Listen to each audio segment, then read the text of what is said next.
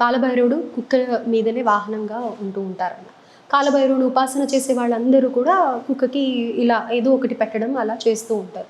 ఏంటి కుక్కకి కాలభైరవుడికి ఉన్న సంబంధం ఏంటి? ఆ పర్టికులర్ కుక్కకే ఎందుకు అని ఇదంతా లైక్ ముందు ఏం జరగబోతుంది అనేది కూడా కుక్క గ్రహిస్తుంది అని అంటారు. అమ్మ, కొన్ని జంతువులకు భగవంతుడు కొన్ని దివ్యశక్తులు ఇచ్చాడు. మనిషికి మాట ఇచ్చాడు, చాక్షు ఇచ్చాడు, దృష్టి ఇచ్చాడు. కాబట్టి కొన్ని జంతువులకి అతీతమైన శక్తులు ఇచ్చాడు. వాటికి అది వరం. అంటే అవి మాట్లాడలేవు కాబట్టి వాటికి కొన్ని శక్తులు ఇచ్చాడు. చీమకు ఉండే శక్తులు చీమకు ఉన్నాయి, కుక్కకు ఉండే శక్తులు కుక్కకు ఉన్నాయి, పిల్లికి ఉండే శక్తులు పిల్లికి ఉన్నాయి. అలాగా పులులకు కూడా, అన్ని జీవాలకి కూడా భగవంతుడు పంచభూతాత్మకమైన పరమేశ్వరుడు యొక్క సృష్టిలో అవి కూడా భాగం కాబట్టి వాటికి ఉండే శక్తి వాటికి ఉన్నాయి. అలా కుక్కలకి ఏమిటంటే జరగబోయే విషయాలు, ప్రేతాత్మలు తెలుసుకోవడం. అంటే కుక్క ఏదైనా చూడండి, అప్పుడప్పుడు రాత్రిపూట మురుగుతూ ఉంటుంది. ఎందుకు మురుగుతుందంటే ప్రేతాత్మలు సంచరిస్తూ ఉంటాయి వాయు మార్గంలో, వాటిని గుర్తించగలుగుతాయి. మీరు చూసారు కదా, పోలీస్ డిపార్ట్మెంట్లో కుక్కల్ని దొంగలు పట్టుకోవడానికి వాడతారు. అంచేత వాటికి గ్రహించే శక్తి ఎక్కువ ఉంటుంది. అంటే మీరు ఉదాహరణకి నా దగ్గర మంత్రం తీసుకున్న వాళ్ళు, వేరే గురువుల దగ్గర తీసుకున్న వాళ్ళు, అయ్యా అప్పటిదాకా కుక్క మమ్మల్ని చూస్తే రోడ్డు మీద కుక్క మొరిగేది, భైరవ మంత్రం తీసుకున్నాక మమ్మల్ని మొరగట్లేదు, మమ్మల్ని ఇబ్బంది పెట్టట్లేదు, చాలా ప్రేమగా ఉంటున్నాయండి మా దగ్గరికి అంటుంటారు. ఎందుకంటే వాటికి ఇతను సాధకుడు అని గుర్తించగలుగుతాయి. అర్థమైంది? దొంగ ఎవరు, శత్రువు ఎవరు, దుర్మార్గుడు ఎవరు గ్రహించే శక్తి మనిషికి లేదు, వాటికి ఉంది. మనిషికి వాక్ ఇచ్చాడు కాబట్టి, బుద్ధిని ఇచ్చాడు కాబట్టి వాటికి అతీంద్రమైన శక్తి ఇచ్చాడు భగవంతుడు. రెండు, కుక్కకు ఏమిటంటే, కుక్కలో ఒక చరిత్ర చెప్తోంది ఏమిటంటే, మా తాంత్రిక పరిస్థితుల్లో కుక్క ఒక రకమైనటువంటి ఈశ్వరార్చన చేస్తేనే అది సునకజనం ఎత్తుతుంది. అర్థమైనా? ఇప్పుడు శివుడి దగ్గర సర్పం ఉంటుంది, ఏనుగులు ఉంటాయి, ఎద్దులు ఉంటాయి, నందులు ఉంటాయి, అనేక రకాలు ఉంటాయి. అలాగే కుక్కకు మాత్రం విశిష్టమైనటువంటి తపశ్శక్తితోటి భూలోకంలో జనులను రక్షించడం కోసం అది జన్మెత్తింది. అంటే పబ్లిక్ని రక్షిస్తుంది అది. అంచేత విశ్వాసానికి మారుపేరు. దాని తత్వమే విశ్వాసతత్వం. భగవంతుడు కుక్క నుంచి ఏమి నేర్చుకోమంటాడంటే, సాటి జనుల మీద విశ్వాసం నేర్చుకో అని తెలియజేయడం. కృష్ణుడు గోవుని కనుక పెట్టుకున్నాడంటే అర్థం ఏంటి? ఐశ్వర్యకారకం, లక్ష్మీప్రదం, సంతోషకారకం. గోవును పూజించడం వల్ల ముక్కోటి దేవతలను పూజించినట్టు కృష్ణుడి వారికి, దత్తాత్రేయుల వారికి ఆవు ఉంటుంది. అలాగే ఒక్కొక్క దేవతకు ఒక్కొక్క వాహనం ఉంటుంది. సన్ముఖుడికి సుబ్రహ్మణ్య స్వామికి నెవలు ఉంటుంది, అమ్మవారికి సింహం ఉంటుంది, పులు ఉంటుంది. అలాగ కాలభైరవుడు ఏంటంటే శ్మశాన సంచారి. ప్రేతాత్మల యొక్క ఆవాహనంలో తిరుగుతుంటాడు. ఆయన చుట్టూ తిరుగుతుంటాయి ప్రేతాత్మలు. వాటిని గుర్తించి గ్రహించగలిగే శక్తి కుక్కకు మాత్రమే ఉంది.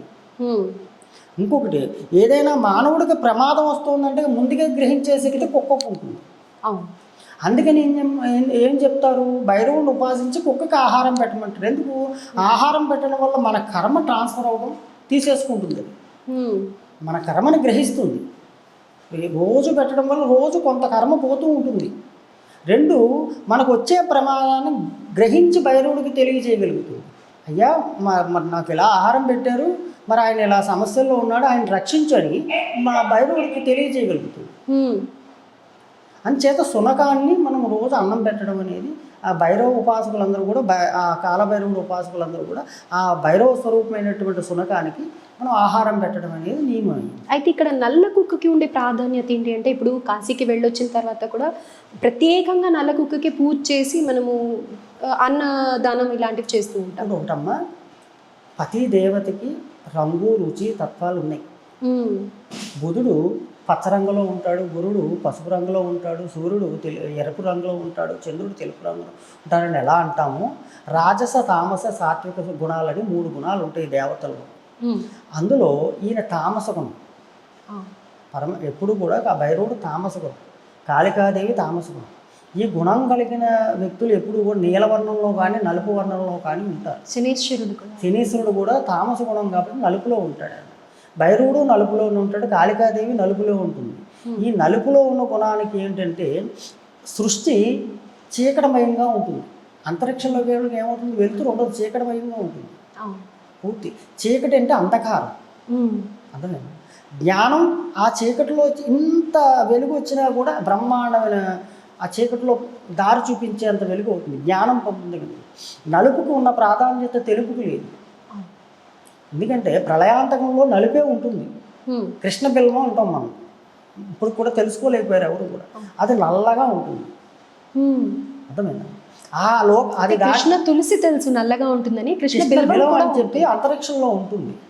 అది దాడితేనే దేవలోకాలకు వెళ్ళగలుగుతాం, అన్ని లోకాలకి, దేవతా లోకాలకి. దాన్ని ఇప్పుడు ప్రపంచంలో ఏ సైన్సిస్టులు ఛేదించలేకపోయారు దాటి వెళ్ళటానికి. అలాగా ఆ నలుపు అనేది ఎప్పుడూ కూడా ఆకర్షణాశక్తి కలిగింది, దైవాకర్షణ మంత్రాకర్షణ కలిగింది అనమాట. అందుచేత భైరవుడు నల్లగా ఉంటాడు. ఆ స్వరూపమైనటువంటి నల్ల కుక్కకే మనం ఆహారం పెట్టడం, పూజ చేయడం అనే కార్యక్రమాలు ఉన్నాయన్నమాట. అయితే ఇక్కడ మనం ఒక దీక్ష తీసుకున్నప్పుడు, అయ్యప్ప స్వామి దీక్ష తీసుకున్నప్పుడు కానీ, లేకపోతే మనం చూస్తూ ఉంటాం కొన్ని సందర్భాలలో నలుపు వస్త్రాలే ధరిస్తూ ఉంటారు. వాటికే ప్రత్యేకమైన పవర్ అని ఇప్పుడు మీరు కూడా చెప్తున్నారు కదా. ఎందుకని మరి ఆ నలుపు వస్త్రాలు కానీ, లేకపోతే కనుక ఆ దీక్షా నియమాలకు కానీ నలుపు అనేది అసలు చెడుగా భావిస్తూ ఉంటాం హిందూ ధర్మంలో. మరి మనకి ఎందుకని ఇలా ప్రత్యేకంగా నలుపుకే అంత ప్రాముఖ్యత? నలుపు ప్రాంతీయ భావంలో నలుపుని చెడుగా చూస్తున్నారు. ప్రాంతీయ భావంలో కొన్ని ఆచారాలు కొన్ని ప్రాంతాల్లో ఉంటాయి. ఇప్పుడు అమావాస్య తమిళనాడులో అద్భుతమైన ముహూర్తం, అర్థమైంది? ఎందుకు అమావాస్య అంటే చీకటేగా, లక్ష్మీప్రదం. ఇప్పుడు దీపావళి మనం ఏ రోజు చేస్తాం? అమావాస్య రోజున చేస్తాం, లక్ష్మీప్రదం. తమిళులు అమావాస్య రోజున పెళ్ళిళ్ళు కూడా చేసుకుంటారు, పెద్ద పెద్ద యాగాలు యజ్ఞాలు చేస్తూ ఉంటారు. అయితే నల్లటి వస్త్రం చెప్పాను కదా, ఆకర్షణాశక్తి కలిగింది, అజ్ఞానాన్ని తొలగిస్తుంది. అదే ఇక్కడ నెగిటివ్కి కూడా ప్రతీకగా వాడుతూ ఉంటారు. నలుపుకి నెగిటివ్ ఎనర్జీ తొందరగా అట్రాక్ట్ అవుతుంది అని కూడా అంటారు. ఆకర్షణాశక్తి మాత్రమే ఉంది, నెగిటివ్ ఎనర్జీ కాదు. ఏదైనా ఆకర్షిస్తుంది, మంచైనా చెడైనా. సాధన చేసుకునేటప్పుడు నల్లబట్టలు, లేకపోతే దీక్షలు వేసుకునేటప్పుడు నల్లబట్టలు వేయటం వల్ల ఏమవుతుందంటే దైవాకర్షణ తొందరగా ఆకర్షించబడుతుంది. మీరు కొన్ని మిషనరీ ఎక్విప్మెంట్లో నల్లటి పేపర్ పెడుతూ ఉంటారు, సైన్స్ రాకెట్ల వాటిల్లో కూడా నల్లటి పేపర్ పెడుతుంటారు శక్తిని ఆకర్షించడానికి. అలాగా సాధకుడికి కానీ లేకపోతే దీక్షాపురుడికి కానీ నల్లటి వస్త్రం వేసుకోవడం వల్ల ఆ సమయంలో చేసే మంత్రశక్తి శరీరంలోకి ఆపాదించబడుతుంది.